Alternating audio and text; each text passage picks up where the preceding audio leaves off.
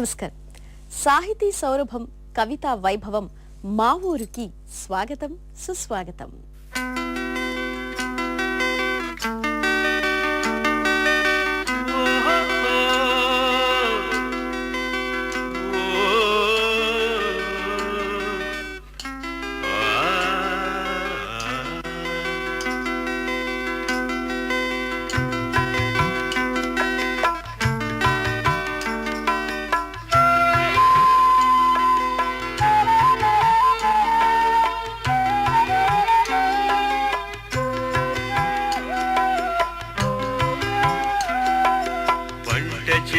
గట్ల మీద నడవాలి, ఊహలే మురెక్కలొచ్చి ఎగరాలి. పంట చేల గట్ల మీద నడవాలి, ఊహలే మురెక్కలొచ్చి ఎగరాలి. మా ఊరు ఒక్కసారి పోయి రావాలి, జ్ఞాపకాల బరువుతో తిరిగి రావాలి. ఒక్కసారి పోయి రావాలి, జ్ఞాపకాల బరువుతో తిరిగి రావాలి. నేటి మా ఊరిలో మనం కలుసుకోబోతున్న వ్యక్తి ఓ సాహితీమూర్తి. తెలుగు, ఇంగ్లీషు, ఉర్దూ భాషల్లో రచయిత, అనువాదకులు, సంకలనకర్త, తెలుగు అకాడమీ మాజీ సంచాలకులు డాక్టర్ వెలిచాల కొండలరావు గారు. ఇప్పటికి కూడా గ్రామాలలోనే ప్రకృతి ఉంది, గ్రామాలలోనే పరిశుద్ధత ఉంది. కనుక గ్రామాల నుండే సాహిత్య అభిరుచి కానీ, సాహిత్య భావన అంటే కానీ భావుకత కూడా వస్తుంది మేడం. కరీంనగర్ జిల్లా గుండి గ్రామంలో 1932 జూలై 21వ తేదీన వెలిచాల కేశవరావు రాధాబాయి గార్లకు జన్మించారు. గుండి గ్రామం గురించి, కొండలరావు గారి గుండె లోతుల్లోంచి జ్ఞాపకాల వెల్లువ ఎలా పెల్లుబుకుతోందో ఇప్పుడు చూద్దాం.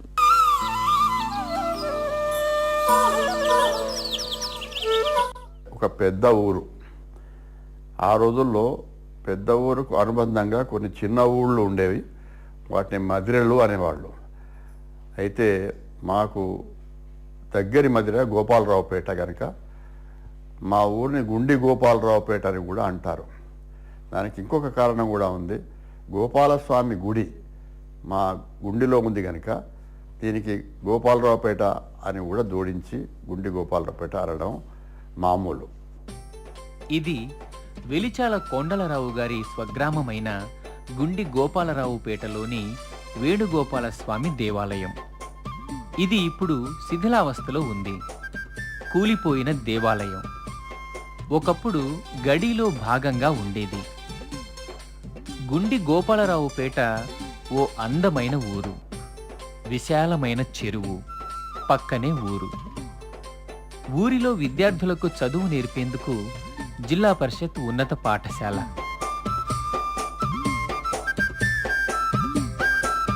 ఈ ఊళ్ళో నేను చూసింది ఒక మౌజా. అంటే అప్పటికి ఇప్పటికీ ఏంటంటే మనం ఏదైతే మండలం అని ఇప్పుడు మాట్లాడుతున్నామో, ఈ పెద్ద మౌజా అనేది ఒక చిన్న మండలం కేంద్రంలాగా ఉండేది ఆ రోజులలో. అక్కడ ఒక గుడి ఉండేది, ఒక బడి ఉండేది, ఒక చావడి ఉండేది, ఒక మసీదు ఉండేది, ఒక చెరువు ఉండేది. ఇవి ఒక పెద్ద ఊరుకు అది మండల కేంద్రం, చిన్నపాటి మండల కేంద్రం అనడానికి సూచికలుగా అప్పుడు ఉన్నవి, ఇప్పుడు కూడా ఏదో ఒక విధంగా ఉన్నాయి.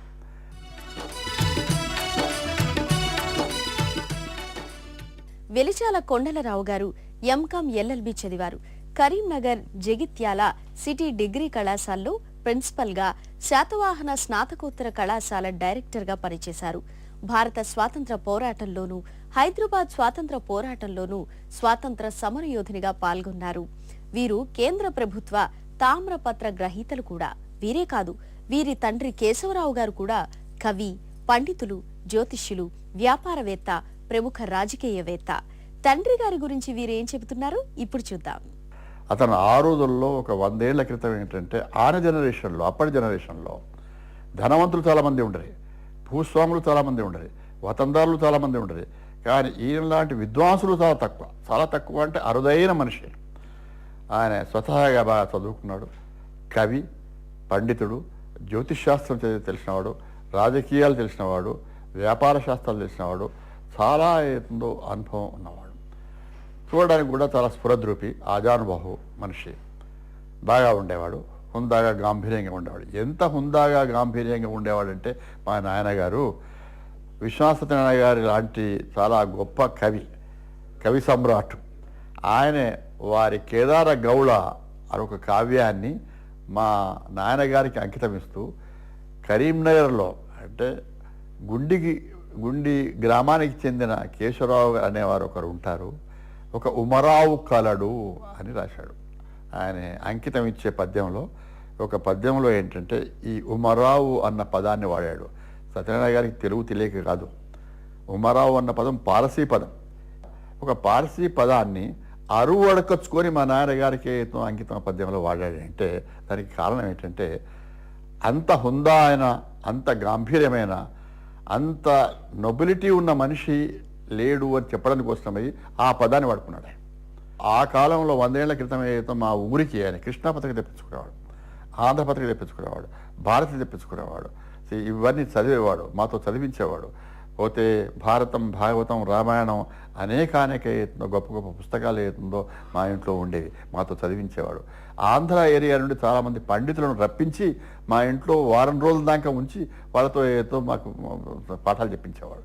అలాంటి విద్యాభిరుచి నేను విద్యాభిరుచి నాకు ఉందంటే, మా తమ్ములకు, మా అందరికీ ఇంతపాటి విద్య వచ్చిందంటే అది కారణం, ఆయన కారణం. జయంతి బిజినెస్ విజన్ పత్రికా సంపాదకులు, పోయట్రీ సొసైటీ ఆఫ్ ఇండియా జీవిత సభ్యులు. వీరు ఎన్నో వచన కావ్యాలు, కవితలు రచించారు. గాలిబ్ కవితల వంటి వాటిని ఎన్నింటినో అనువదించారు. ఎన్నో సంకలనాలు వెల్లువరించారు. సాహితీవేత్తగా ఎంతో ఎత్తుకు ఎదిగిన ఆదర్శమూర్తి కొండలరావు గారి బాల్యం ఎలాంటి ఆట పాటలతో గడిచిందో చూద్దాం. సర్వ కులాల సమైక్య హారంగా గుండి గ్రామం ఎలా నిలిచిందో ఇప్పుడు తెలుసుకుందాం. అప్పుడు స్కూల్స్లో ఏంటంటే ఈ కులం వాడు, ఆ మతస్థుడు, ఈ మతస్థుడు అన్న వివక్షణ ఏమాత్రం ఉండేది కాదు. తమాషా అది, ఆ విషయం చెప్పి తీరాలి. ఎందుకంటే ఈ ప్రాంతం వాళ్ళల్లో సెక్యులరిజం ఎక్కువ అనేదో చాలామందికి, ఆ సెక్యులరిజం వీళ్ళకి ఎందుకు ఎక్కువ అని చెప్పవలసి వచ్చినప్పుడు ఆ రోజటి బడిని మనం తీసుకోవాల్సి ఉంటుంది. ఉదాహరణగా బడిలో ఏలాంటి విచక్షణ ఉండేది కాదు. హరిజనుడి పక్కన ఏదో ఒక వెలమతనం, వెలపతన రెడ్డి పతన బీసీ పతన తురుకతనం ఏదో వీళ్ళందరూ కలిసి మెలిసి ఏతుందో వాళ్ళు విద్య అభ్యసించేవాళ్ళు. నువ్వు కూర్చోవద్దు, నేను పెద్ద, నువ్వు చిన్న, కనుక ఏదో ఒక హరిజనుడు నాతో పాటు కూర్చుంటాడా, విద్య అభ్యసిస్తాడా అనే యొక్క అవగాహన కానీ ఆ ఊహే కానీ ఉండేది కాదు. That is real secularism. అంటే విత్తనం, సెక్యులరిజం యొక్క విత్తనం ఎక్కడి నుండి పడింది అని మనం ఆలోచిస్తే అక్కడి నుండి పడేది. ఆ సెక్యులరిజం వలన ఏంటంటే అక్కడ ఆ గుళ్ళో ఏదో హరిజనులను ప్రవేశపెట్టింది మా నాన్నగారు, మా కుటుంబం వాళ్ళు, అంటే అవగాహనతో. అట్లా ఏంటంటే మేము ఆ స్కూల్లో అందరం కలిసిమెలిసి చదువుకునేది, కలిసిమెలిసి ఆడుకునేది. ఇక ఆటలకు వస్తే మేము చాలా ఆటలాడేది ఏదో బంతి ఆడేది. ఇప్పుడు క్రికెట్ అని మీద ఏదైతే మాట్లాడుతున్నారో చిర్రగోనె అని ఆడేది మేము. అప్పుడు ఏంటంటే ఆ చిర్రగోనె తమాషాగా ఉండేది. అక్కడ ఉండే అతను విసిరి ఏంటంటే దీనికి కొడితే దానికి తలుగుతే అతను అవుట్ అనేవాడు, ఇంకోటి వచ్చేవాడు. నాకు ఎప్పుడే జ్ఞాపకం ఉంది, ఈ క్రికెట్ ఎక్కడిది వీళ్ళకి ఇక్కడికి వచ్చింది. ఈ క్రికెట్ కంటే పూర్వం మన దగ్గర ఉండే కదా, ఇది చిర్రగోనె అనేవాళ్ళం కదా. అట్లాగే బత్తి సాట అనేవాళ్ళు ఆడుకునేవాళ్ళం, బొంగురా ఆట ఆడుకునేవాళ్ళం, చెమ్మదిగిది అని ఆడుకునేవాళ్ళం. ఈ ఉత్తు ఏదైతే అంటామో అది మామూలుగా ఏదో ఆడుకునే ఆట, ప్రతి చోట చెమ్మదిగిది ఇవన్నీ కూడా. అట్లా ఏంటంటే చాలా చాలా పొంజీతం అని ఆడుకునేవాళ్ళం, పచ్చీసని ఆడుకునేవాళ్ళం, ఆడవాళ్ళ మగవాళ్ళం కలిసి కూడా పచ్చీస. చాలా అట్లా ఏటిగా అవుతుందో హర్రాజు అని అవుతుందో, ఈ మధ్య అవుతుందో ఇప్పుడు ఏకార్సవి అంటారు కదా, హర్రాజు ఇవి ఇట్లాంటివి కూడా ఆడుకునేవాళ్ళం. అట్లా ఏంటంటే చాలా చాలా ఆటలు ఆడుకునేవాళ్ళం. ఫుట్బాలు, వాలీబాల్ కూడా అనేది తదుపరి అవి. కానీ ఈ ఆటలన్నీ అందరం కలిసి మెలిసి మంచిగా ఏలాంటి వ్యత్యాసాలు లేకుండా ఆడుకునేవాళ్ళం. పల్లెల్లో ప్రకృతి ఉంటుంది, పచ్చని పైరులుంటాయి, పర్యావరణం ఉంటుంది, అన్నిటికీ మించి ప్రేమ ఉంటుంది. అలాగే తల్లిని ప్రేమించిన వారు, సొంత ఊరుని అభిమానించిన వారు ఎవ్వరూ ఉండరు. పొట్టి శ్రీరాములు తెలుగు విశ్వవిద్యాలయం నుండి గౌరవ డాక్టరేట్ డిలిట్ అందుకున్న శ్రీ వెలిచాల కొండలరావు గారు తమ ఊరి గురించి, తల్లి రాధాబాయి అమ్మగారి గురించి ఏమంటున్నారో చూద్దాం. మా అమ్మగారికి పండ్ల చెట్లు అంటే, పూల చెట్లు అంటే మహా ఇష్టం. ఇంటి నిండా పండ్ల చెట్లు పూల చెట్లే. పొద్దున్న లేచిలా మా పనల్లా వాటి చుట్టూ తిరగడం, వాటిని ఎక్కడం దిగడం ఏతుందో పండ్లు కోసుకోవడం, ఇదే పనిగా ఉంటుంది ఆమెకు. ఆమె పూజ అంతా నన్ను అడిగితే తోట పూజ ఎక్కువ, దేవుని పూజ కంటే ఎక్కువ ఆమె తోట పూజే బాగా ఇష్టం. చాలా సింపుల్ లేడీ. అంటే ఆమె ఎంత గొప్ప వ్యక్తి అంటే బహుశా అలాంటి వాళ్ళు ఇప్పుడు మీకు 1% కూడా. ఆమె ఇప్పుడు 100 ఏళ్ళు దాటింది. 100 ఏళ్ళు దాటినా కూడా ఆమె presence of mind is very good, memory is very good, పళ్ళు బాగున్నాయి, కళ్ళు బాగున్నాయి, రోజు ఈనాడు చదువుతుంది ఇప్పటికి కూడా. ఎవరైనా వస్తే ఏదో రాజకీయాల గురించి కూడా ఏదో అడుగు చెప్తుంది. అంటే అంత పరిశుభ్రంగా. దానికి కారణం ఏంటంటే జీవితం చాలా సాదాగా సీదాగా జీవించిందండి. ఆంధ్రప్రదేశ్లో ఎన్ని పండుగలున్నా తెలంగాణ వారికి అసలైన పండుగంటే బతుకమ్మ పండుగే. బహు పెద్ద పండుగ. రంగురంగుల పూల సేకరణ, పేర్చడం, పాటలు, ఆటలు, అద్భుత సంబరం. అలాగే ఇంకా ఏమేం పండుగలు ఎలా జరుపుకునేవారో వారి మాటల్లోనే విందాం. మా ఇంట్లో బతుకమ్మ పండుగ అంటే ఇప్పుడు ఇక్కడ వేస్తున్నారు, కానీ ఆ రోజుల్లో బతుకమ్మ పండుగ అంటే ఎంత పెద్ద పండుగ అంటే తెలంగాణలో బతుకమ్మ పండుగ చాలా పెద్ద పండుగ. అది ఆడవాళ్ళ పండుగ కాదు. మా ఊళ్ళల్లో ఏదో అది ఆడవాళ్ళ మగవాళ్ళకి చెందిన పండుగ. ఆడవాళ్ళు ఏమో బతుకమ్మలో పేర్చడము, చుట్టూ తిరిగి ఏదో పాటలు పాడడం ఇది చేస్తే, మగవాళ్ళు వాళ్ళ కోసం ఏదో ప్రతి చేనుకు చెలకకు తిరిగి అన్ని చోట్లకి పూలు ఏదో నమదేసుకొని వస్తే అదో పెద్ద సంతోషం మాకు. ఎక్కడెక్కడ పూలు దొరుకుతాయి, ఎన్ని పూలు కావాలి, కట్టె పూల, బంతి పూల, చేమంతి పూల, ఏమి కావాలని ఏదో తిరిగి తిరిగి తిరిగి తిరిగి ఏదో కట్టలు కట్టుకుని తీసుకొచ్చింది. ఆఖరి రోజునైతే పోటీ పడేవాళ్ళు వాళ్ళే ఏదో 2 గదాల బతుకమ్మన, గదం బతుకమ్మన అట్లా పోటీ పడి ఏంటంటే పెంచుకునే వాళ్ళు ఊరి వాళ్ళందరూ. ఇంకోటి విషయం కూడా మనం చెప్పాలి ఏంటంటే ఇక్కడ తెలంగాణకు చెందిన ప్రత్యేకంగా బతుకమ్మ పండుగలో ఏదో మళ్ళీ కుల వివక్షణ, మత వివక్షణ ఏది లేదండి. మొహర్రంలో లేదండి. మొహర్రం పండుగ మా గుండెలో పెద్ద పండుగ. తుర్కవాళ్ళ పండుగ. తుర్కవాళ్ళ పండుగ అయినా కూడా జాతర వారం రోజులు జరిగేది. హిందువులు, ముసల్మానులు వీళ్ళందరూ కలిసి కుంగిగూడి తినేవారు, తాగేవారు, ఏతుందో ఆడేవారు, పాడేవారు, ఆనందించేవారు. ఆఖరి రోజున మొహర్రం రోజున ఏంటంటే వాళ్ళు లాల్చావు అంటారు. లాల్చావును తీసుకొని వస్తే మా ఇండ్లకు వస్తే ఏతుందో హిందువులు ముస్లింలకు ఏంటంటే నీళ్లు పోసి వాళ్ళ పాదాలు కడిగి నీళ్లు చల్లుకొని. ఎక్కడ ఉంటుందండి సెక్యులరిజం? ఎందుకంటే సెక్యులరిజం ఎక్కడ ఉంటుంది చెప్పండి? సొంత ఊరు గుండి కన్నా మేనమామ గారి ఊరు కప్పారావుపేట అంటే ఆయనకు ఎందుకు మరింత ఇష్టమో తెలుసుకుందాం. అలాగే తాతగారి ఊరు కురిక్యాలపై ఎందుకంత ప్రేమో చూద్దాం. మాకు మేనమామల ఊరు అని ఒకటి కప్పారావుపేట అని ఉంది. ఆ కప్పారావుపేట అనే ఊరు ఏంటంటే సుల్తానాబాద్లో ఉంది. మా ఊరేమో కరీంనగర్లో ఉంది. మేము పెరిగాక విద్యాభ్యాసాలు బాగా జరిగినాకైతే ఎక్కువ మా మేనమామల ఊరికి వెళ్ళేది. ఆ మేనమామల ఊరు అయితే కప్పారావుపేట. అక్కడ మాకు మేనమామ పేరు ఢిల్లీశ్వరరావు అని ఆయన పేరు. ఆయన భలే ప్రేమికుడు అండి. మాకు నిజంగా ప్రేమ అని నేర్పినవాడు ఆయన. వాస్తవానికి ప్రేమ అంటే ఎట్లా ఉంటుందో మేము చవి చూసింది ఆయన దగ్గర నుండి.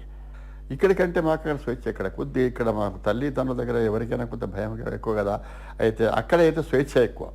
మేమేం చేసేది ఏందో మాకు ఎప్పుడెప్పుడు సెలవులు వస్తే పెరిగాక కరీంనగర్లో చదువుకునేవాళ్ళు. తదుపరి అక్కడ నుండి కరీంనగర్కి వచ్చి చదువుకునేవాళ్ళు. ఆ చదువుకునే రోజుల్లో వచ్చి అయితే మా నాన్నగారికి ఏమో ఊరికి రావాలని, గుండికి రావాలి, గుండినే ఉండాలి, సెలవులంతా గుండినే జరుపుకోవాలని వారికి.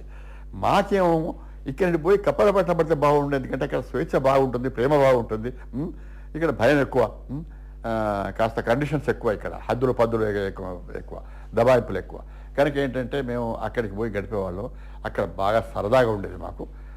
మా నాన్నగారికి వారి తల్లి అంటే తండ్రి అంటే విపరీతమైన ప్రేమ. గుండి గ్రామమైనా కూడా ఆయన ప్రేమించిన గ్రామం కురిక్యాల. వాస్తవానికి ఇక్కడికి అడాప్షన్కి వచ్చినాడే కానీ ఆయన హృదయమంతా మనసంతా అంతా కురిక్యాల్లోనే ఉండేది. రామడుగు మండలంలో ఉన్న గుండి గోపాలరావుపేటకు చేరువలోనే ఉంది బొమ్మలమ్మ తల్లి గుట్ట.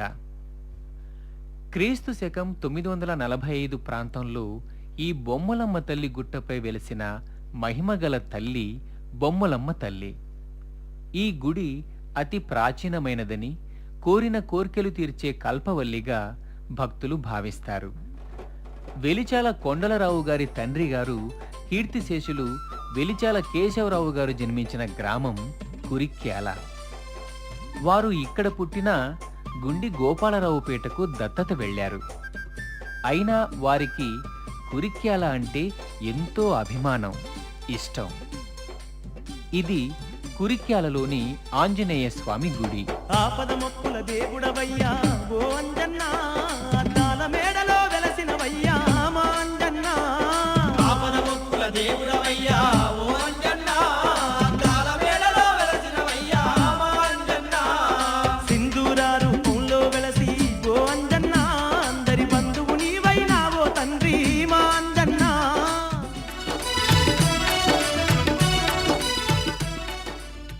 బాల్యం అనుభవాల భాండాగారం. తవ్వి తీస్తే ఎన్నో విషయాలు బయటపడతాయి. జీవితానికి క్రమశిక్షణ నేర్పిన సంఘటనలు, మనిషి మనీషిగా ఎదగడానికి ఎదురైన అనుభవాలు ఎన్నో తెలుస్తాయి. నాకు అప్పటికి ఇప్పటికీ my heart is in the village, my mind is in the city. ఇప్పటికి కూడాను అప్పుడప్పుడు ఏంటంటే కళలాగా వస్తుంటుంది నాకేదో నేను పోయేది. అందుకే నేను ఒక కవిత రాస్తే నాయన కృష్ణకుమారి గారికి చాలా ఇష్టమైన కవిత. ఒక రోజున ఏంటంటే నా 6 పుస్తకాలు ఇక రిలీజ్ అయినవి ఆవుల సాంబశివరావు గారి అధ్యక్షతన. అయితే ఆమె అది చూసి ఇది ఎట్లా రాశారు మీరు అని అంటే నేను చెప్పాను ఏంటంటే, నేను మా ఊరు నుండి ఎన్నోసార్లు కరీంనగర్కి వచ్చేవాడిని, బస్సులో వస్తూ ఉండేవాడిని. బస్సులో వస్తున్నప్పుడల్లా కుడి పక్కకు ఒక గుడి ఉండేది, చిన్న గుడి, దాని చుట్టూరు తోట ఉండేది. ఆ ప్రదేశానికి వచ్చినప్పుడల్లా నా ఒళ్ళు పులకరించేది. అయ్యో అక్కడ ఒక గుడిసె వేసుకొని ఉంటే ఎంత బాగుండును, నాకు చిన్న ఇల్లు కట్టుకొని ఉంటే ఎంత బాగుండును అని ఎప్పుడూ అనుకునేవాడిని నేను. అట్లా ఉందామని నాకు అప్పటికి ఇప్పటికీ తలంపులు ఉన్నవి. ఏంటంటే ఇప్పుడు కూడా నేను హైదరాబాద్లో ఉంటే నేను చాలా ఖుషిగా లేను. నేను ఎక్కడో పోయి ఒక దూరాన ఏంటంటే ఒక చిన్న ఇల్లు కట్టుకొని ఒక గ్రామీణ ప్రాంతం దగ్గర ఉండాలని నాకు కోరిక ఇప్పటికీ పోలేదు. చిన్న పల్లెటూళ్ళలో పుట్టిన గుండి బాలుడు వెలిచాల కొండలుడయ్యాడు. షెల్లీని, కీట్స్ని చదివి అవతల పడేశాడు. గాలిబ్ కవితలు అనువదించాడు.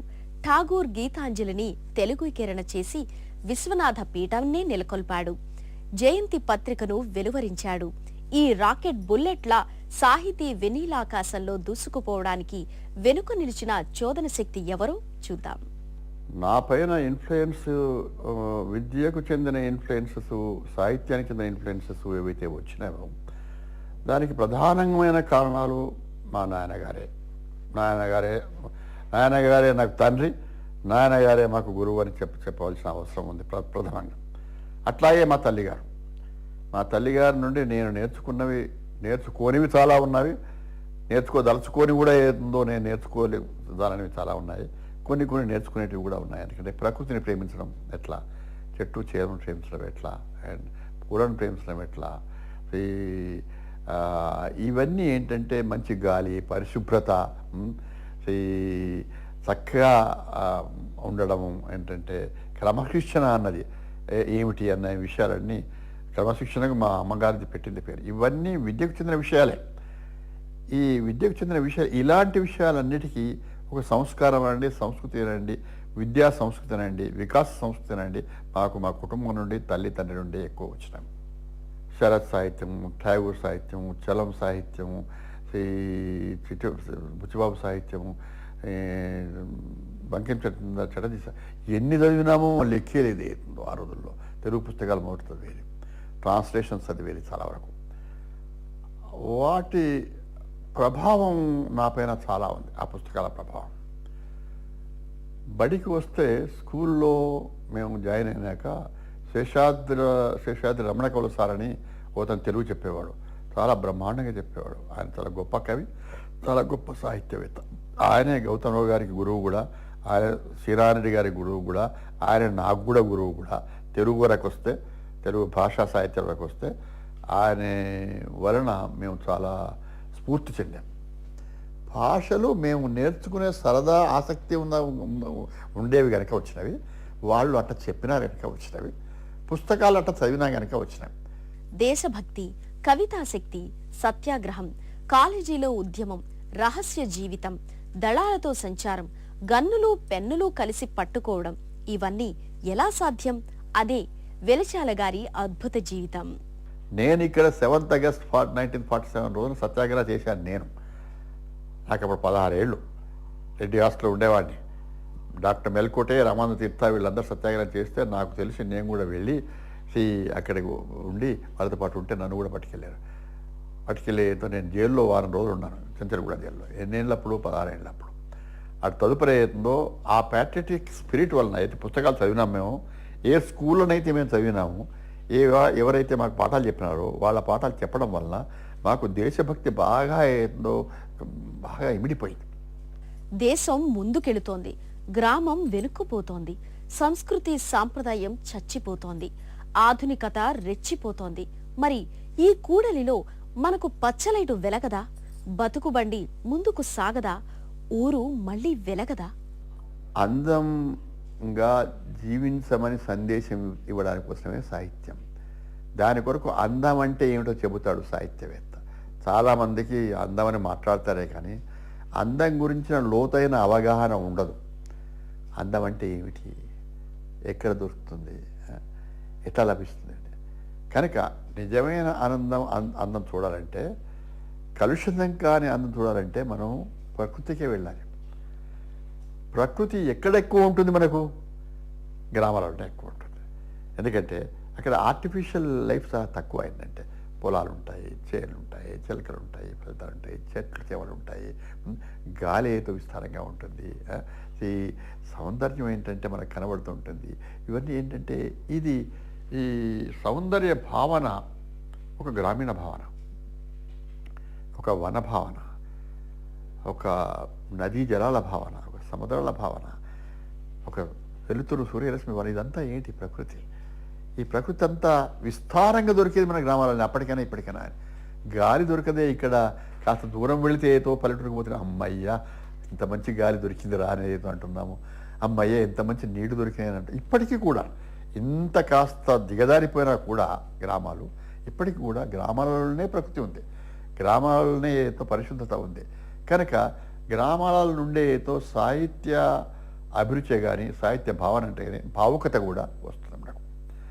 ఊరి గాలి, ఊరి నీరు, మట్టి వాసన, మధుర పరిమళం, మనోహర జ్ఞాపకం, మా ఊరు విశేషాలను తెలుసుకున్నారు కదా. మళ్ళీ మరో ప్రముఖ వ్యక్తి మా ఊర్లో మళ్ళీ కలుసుకుందాం. అంతవరకు మా ఊరి విశేషాలను మననం చేసుకోండి. సెలవా మరి. నమస్కారం. పంట చేల గడ్ల మీద తీరగాలి, ఊహలేము రెక్కలొచ్చి ఎగరాలి, మా ఊరు ఒక్కసారి పోయి రావాలి, జ్ఞాపకాల